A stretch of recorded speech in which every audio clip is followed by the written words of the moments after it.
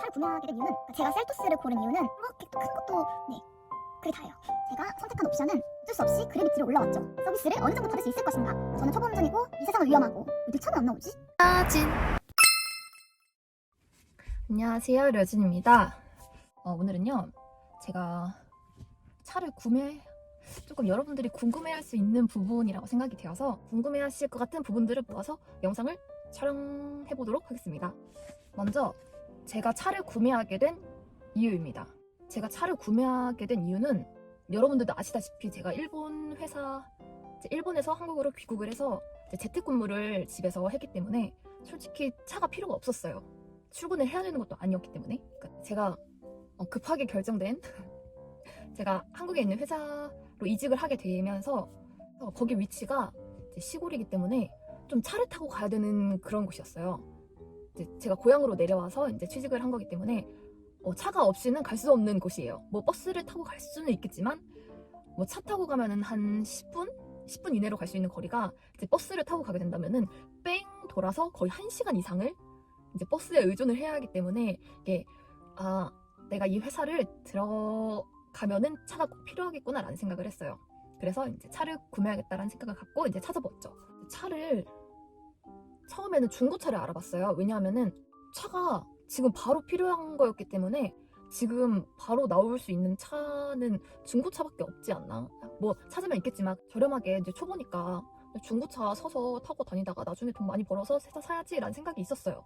근데 이제 저희 회사에 저희 오빠 친구가 있거든요. 근데 그 오빠가 중고차에 대해서 잘 아냐? 그래서 잘 모른다 했더니 그러면 새 차를 사래요. 그래도 뭔가 저는 중고차를 사서 빨리 차를 갖고 싶어가지고 아니야 난 중고차 살 거야 이렇게 했는데 중고차를 찾아보는데 중고차랑 새 차랑 가격이 거의 비슷한 거예요. 그때 하필 반도체 대란이 일어나서 반도체 수급이 조금 어려워진 상태여서 중고차 값이 엄청 올랐어요. 그래서 중고차 살까 새 차 살까를 고민할 필요가 없이 그냥 새 차를 사면 되는 문제가 된 거죠. 그냥 조금 더 기다려야 하긴 했지만, 그러니까 제가 셀토스를 고른 이유는 일단 기본적으로 저는 큰 차를 타고 싶었어요. 그러니까 큰 차? 그러니까 높은 차? 저희 집이 어릴 때부터 농사를 지어서 집에 항상 트럭이 있었어요. 그래서 트럭을 많이 타고 다녔기 때문에 트럭이 차체가 높잖아요. 그러니까 뭔가 승용차를 타면은 그러니까 가끔 가다가 얻어 타거나 승용차를 타면은 되게 맞지 않은 옷을 입은 느낌? 그러니까 좀 차이가 많이 나잖아요.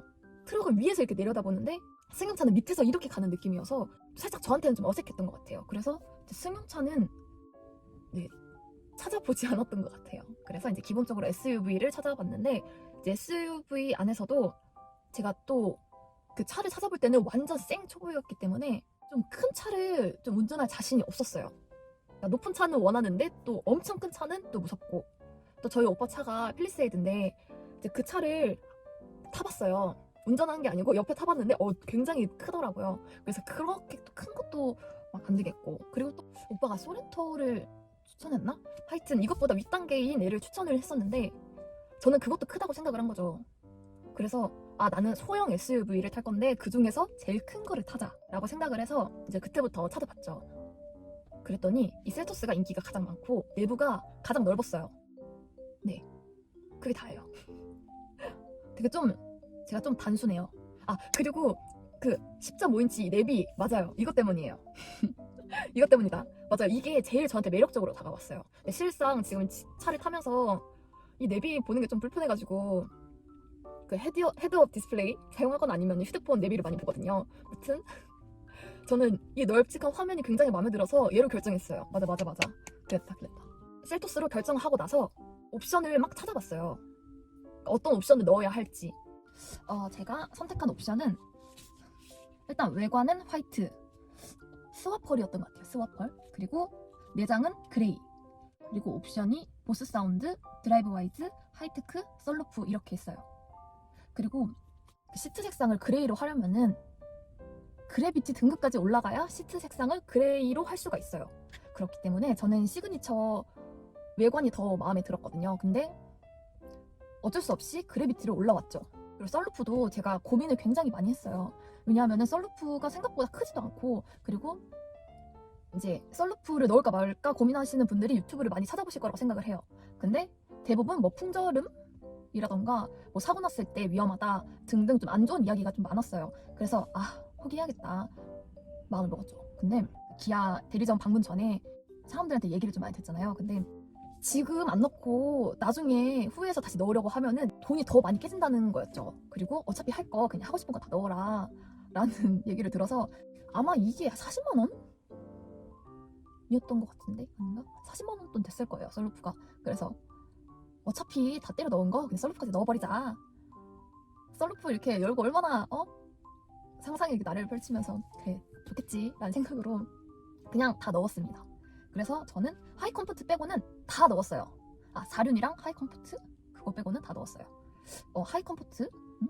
맞나? 하여튼 그거를 안 넣은 이유는 옆좌석 전동 시트?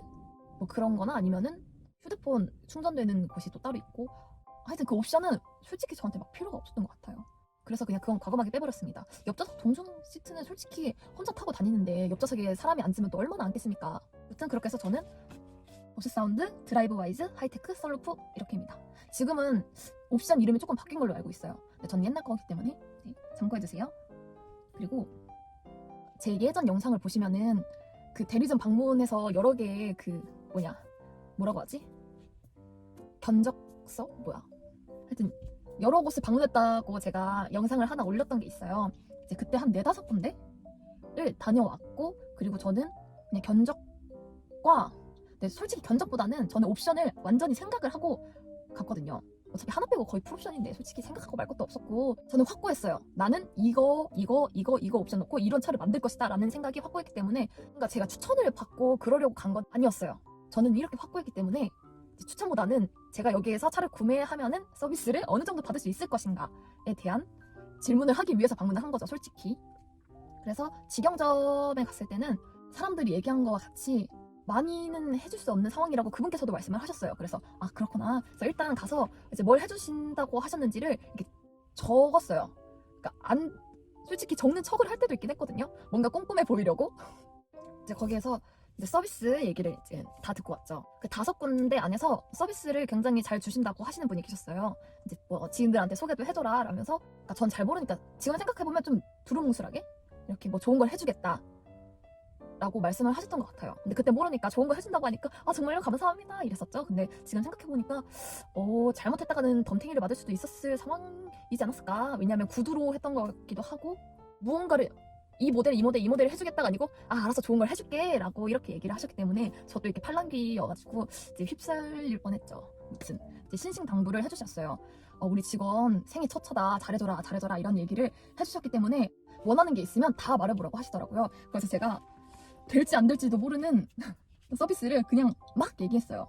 언더코팅 하고 싶다, 유리막, 그리고 웰컴 키트도 받고 싶다 이랬죠. 그래서 이제 또 말이 바뀔 수도 있으니까 모델명까지 물어봐라 주위에서. 그러니까 다 서비스를 주시기로 하셨어요. 뭐 그때 가서 또 변경될 수 있다, 뭐 재고 상황에 따라 변경될 수 있다라고 하셨는데 일단 알겠다고 했죠. 그래서 나 서비스 이렇게 많이 받아도 되나? 라는 생각을 했었죠.